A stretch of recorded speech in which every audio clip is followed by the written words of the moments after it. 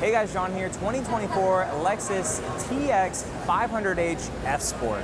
So hey guys, how's it going? Welcome back to another video. In front of us, like I said, we have the all-new 2024 Lexus TX. This one is an F Sport. It's the 500h, so it's gonna have the 2.4 liter turbocharged 4-cylinder, mated to a hybrid powertrain right here in the rear with a direct four-wheel drive. And in this video, I want to take a look on the outside of this all-new Lexus TX, go on into the inside, share a couple specs with you guys, and just get your overall opinion on what you think of this brand new Lexus TX. So we're gonna go ahead and start up front. What this is for Lexus is their version of the Grand Highlander. In fact, this Lexus TX will actually be built at the same plant that the Grand Highlander is built in. So taking a look up front though, I didn't think that I was gonna like this in the photos. I really didn't care for how this spindle grille looked in the photos, but it kind of had the RX vibe to me. I don't really care for the Lexus RX in photos, but looking at it in person, it actually looks significantly better. With this one being the F Sport with a little bit more black accents with it, a little bit of black inside the grille too, I think it complements it really well. And this incognito color, so good. It looks so freaking awesome. We have the Lexus signature check marks right here on the headlights, fog lights down there, kind of getting hidden a little bit by the black insert. And then looking down the side of the car, very Grand Highlander-esque, but there are some key features that you'll be able to distinguish this one from the Grand Highlander. Looking at these wheels, these things are awesome on this F Sport. These things are 22s, and they're like kind of like a magnetic gray, kind of like a dark charcoal gray looking wheel, and they're wrapped with some Continental contact tires. Got the F Sport badge right here on the side. This incognito color matched with the black accents. I think it looks really, really good. One of the big differences too with this one compared to the Grand Highlander comes back to the D pillar back here, and also how the lights kind of wrap themselves around the back. So we do have a black accent right here on the D pillar, and it is integrated into it, so it's a different body panel that stops right here, and then body panel here too. And then with this being an F Sport, we have the blacker trim instead of like a chrome trim right there. Coming to the back of the TX2, that is also where some things change back here as opposed to how the Grand Highlander looks. So our lights are a bit different back here. We have our full brake light integrated into the tailgate, whereas the Grand Highlander, it integrates it up top.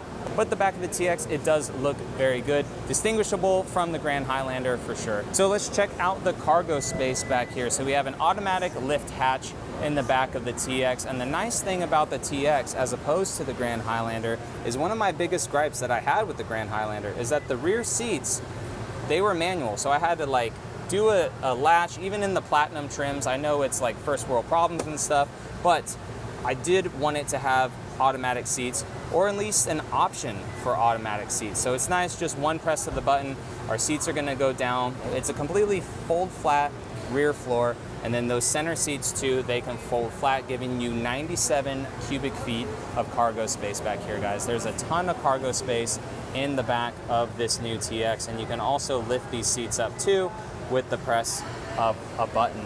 Also in the back, we also have a nice inverter, 1500 watts. So going on into the interior of this, we are gonna tell that there's quite a bit of difference in the front as opposed to the Grand Highlander on this TX, but looking at the door cards, that's kind of where it starts. So very nice soft touch all through here, nice leather on the doors, two-tone kind of accents like a black and white, with some nice silver stitching. It looks really nice. We have Lexus's digital door handles right there, Mark Levinson sound system, our nice leather, ultra suede like right here, or Alcantara.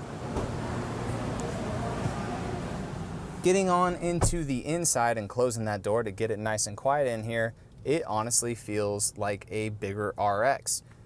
So how the seats, because this is an F Sport, the seats are really bolstery, so they're not as really cushy as a Grand Highlander. It's very bolstered for sure because this is an F Sport. So very bolstered seats, but I can still tell that these would be pretty comfortable while driving like on a road trip. But we have a Lexus gauge cluster right here, a little bit different than the Grand Highlander. We also have a HUD on this one right here.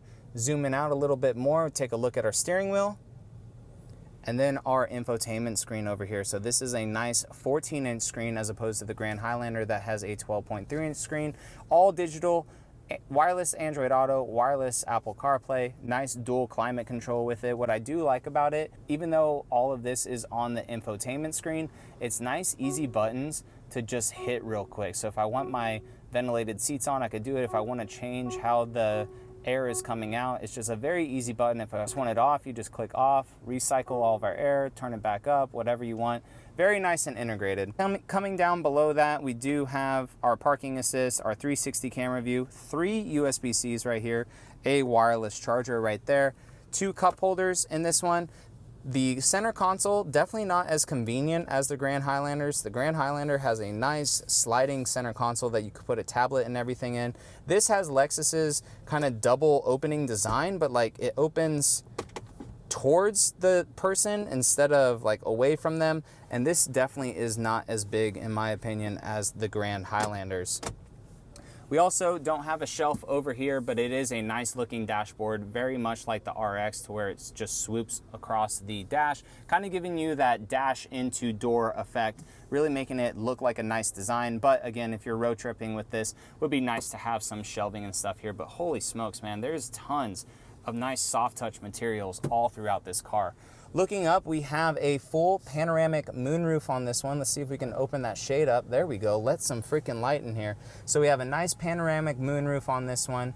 This one does have the captain's chairs in the back, very, very similar to the Grand Highlander, and then 3 seats in the rear. To get out, you just press a button. Very cool. I really like that about this. And it does feel solid. Even though it's made in the United States, it definitely does feel like a Lexus. I mean, when I was in the Grand Highlander, the Platinums, those already felt kind of Lexus vibe-ish. And now that there's a Lexus version of the Grand Highlander, it honestly feels no different. It feels very premium still.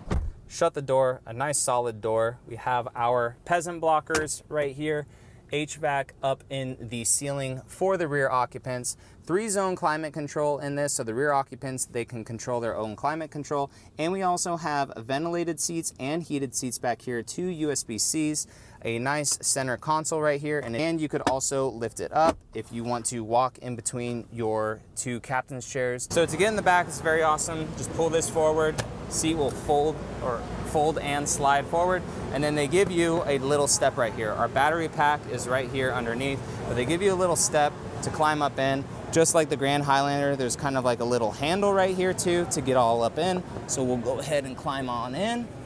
And I'm 5'11". I have a decent amount of space to sit back here. Go ahead and put our headrest back up. Our reclining seats are right here, so that's cool. So I can recline back, come back forward. We also have USB-Cs right here for the rear occupants. Go ahead and, so 5'11", pulling that seat back, I have tons of space. This occupant has more than enough space behind the driver, and that driver's seat is honestly pretty far back because it's right there at the B pillar. But check this out, this is pretty cool.